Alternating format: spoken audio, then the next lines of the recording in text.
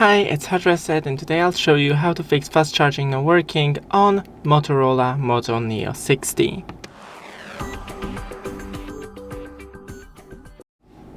So first, in settings, go into the battery, and here we have the charge boost. Make sure that it is enabled. Then check your cable and charger for any damage and the compatibility with your phone. Then right here on the bottom you can see the charging port. Clean it with a non-metallic tools, just use Q-tips or wooden stakes, even compressed air, because the metallic tools may damage the port.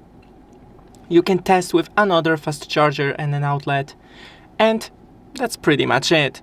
Thanks for watching, don't forget to leave a like, and see you in the next one.